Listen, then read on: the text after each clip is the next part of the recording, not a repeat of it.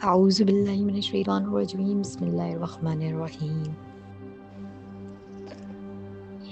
تمام تعریفیں اس ذات باری تعالیٰ کے لیے جو زمین و آسمان کہیں نہیں بلکہ دنیا میں موجود ہر چیز کا خالق ہے، جس نے ہمیں بنایا اور جو ہمیں ہر وقت دیکھ رہا ہے، سن رہا ہے اور ہر چیز پر قدرت رکھتا ہے۔ آج ہم اس کی ایک تخلیق جو کہ بنی نوع انسانی کا سب سے بڑا معجزہ ہے، اس کی ہی حقیقت کو، اس کے راز کو ایکسپلور کرنے جا رہے ہیں۔ کیا آپ نے کبھی سوچا ہے کہ ہم کہاں تھے، ہم کہاں سے آئے ہیں؟ پہلا انسان کون تھا؟ انسان کا آغاز کیسے ہوا؟ ہمارا باپ کون تھا؟ اور وہ کون سی آزمائش تھی جس نے ہماری تقدیر ہی بدل ڈالی؟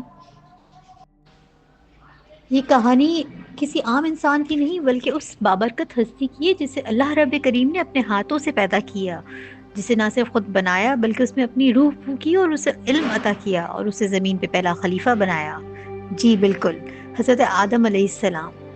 لیکن ان کے بنانے پہ ان کی کہانی ختم نہیں ہوئی بلکہ یہ ایک نئی کہانی کا آغاز تھا، اور اس کہانی کے شروع ہوتے ہی سب سے پہلا پوائنٹ جو ہوا کہ فرشتوں نے اعتراض کر دیا، شیطان نے سجدے سے انکار کر دیا، ایک درخت کے پھل کو کھانے سے منع کیا، اور پھر اسی کے سبب ان کو جنت سے نکال دیا گیا۔ اور پھر سب سے امپورٹنٹ، اس میں ہمارے لیے کیا سبق ہے؟ اس پوری ہول اسٹوری کا کنکلوژن کیا ہے؟ یہ صرف ماضی کی ایک داستان نہیں ہے۔ یہی سب کچھ جاننے کے لیے ہم آج اس کو قرآن کی آیات کی روشنی میں مکمل حضرت آدم علیہ السلام کی رودات سننے کی اور اس کو سمجھنے کی کوشش کریں گے۔ زمین، آسمان، کہکشائیں، فرشتے اور جنات، ہر شے اپنے خالق کی تسبیح میں مشغول تھی۔ ایسا وقت تھا جب زمین ویران تھی، پہاڑ خاموش تھے، سمندر بے حرکت اور فضا سنسان تھی۔ فرشتے اور جنات اپنی دائرے میں، اپنے اختیار کے دائرے میں مصروف تھے، صرف تسبیح میں مشغول تھے، اور پھر کائنات میں ایک نیا باب لکھے جانے والا تھا، ایک نئی تخلیق کا آغاز ہونے والا تھا، ایک ایسی مخلوق جو علم، شعور اور اختیار سے نوازی جانے والی تھی۔ پھر وہ لمحہ آیا جب اللہ رب الکریم نے فرشتوں کے سامنے ایک عظیم الشان اعلان فرمایا کہ میں زمین میں اپنا خلیفہ بنانے والا ہوں،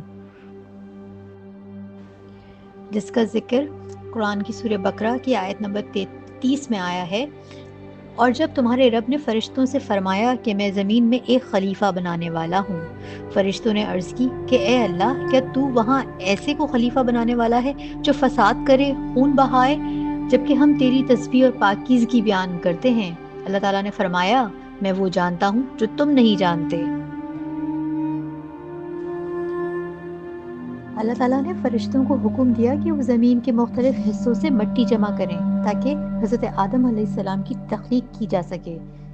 بعض اسلامی روایت کے مطابق سب سے پہلے حضرت جبریل علیہ السلام، پھر میکائیل علیہ السلام، پھر اس کے بعد اسرافیل علیہ السلام کو زمین سے مٹی لانے کا حکم دیا گیا، لیکن زمین نے ان سے درخواست کی کہ اس سے نہ کچھ لیا جائے اور وہ واپس چلے گئے۔ آخر میں اللہ تعالیٰ نے حضرت اسرائیل علیہ السلام کو بھیجا، جنہوں نے اللہ کے حکم کی تعمیل کرتے ہوئے زمین کے مختلف حصوں سے مٹی جمع کی، کچھ نرم، کچھ سخت، کچھ ہلکی، کچھ بھاری، کچھ گہری۔ اسی سبب انسانوں کی مختلف ساختیں ہیں، انسان رنگوں میں مختلف، مزاجوں میں مختلف اور خصوصیات میں مختلف پیدا ہوئے ہیں۔ قرآن میں اس تخلیق کا ذکر ہے، اور بے شک ہم نے انسان کو مٹی کے خلاصے سے پیدا کیا۔ یہ سورہ مومنین کی آیت نمبر 12 ہے۔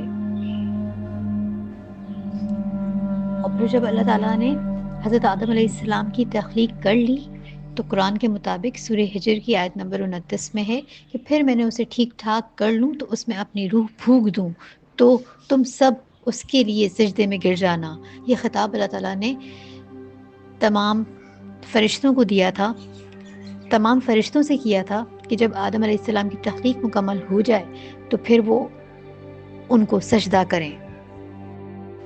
آدم علیہ السلام کو مٹی سے پیدا کیا گیا اور اس میں روح پھونکی گئی، پھر انہیں وہ علم دیا گیا جو فرشتے بھی نہیں جانتے تھے۔ سورہ بقرہ کی آیت نمبر 31 میں کہ اللہ تعالیٰ نے آدم علیہ السلام کو تمام چیزوں کے نام سکھا دیے اور پھر انہیں فرشتوں کے سامنے پیش کیا اور فرمایا اگر تم سچے ہو تو ان کے نام بتاؤ۔ یعنی اللہ تعالیٰ نے آدم علیہ السلام کو تخلیق کیا، پھر انہیں علم عطا کیا، اور پھر وہ تمام باتیں جو اللہ تعالیٰ نے ان کو سکھائی تھیں ان کو فرشتوں کے سامنے لا پیش کیا، اور فرشتوں سے کہا کہ اگر تم سچے ہو تو ان سب چیزوں کے نام بتاؤ جو انہوں نے اپنی حکمت سے آدم علیہ السلام کو سکھا دیے تھے۔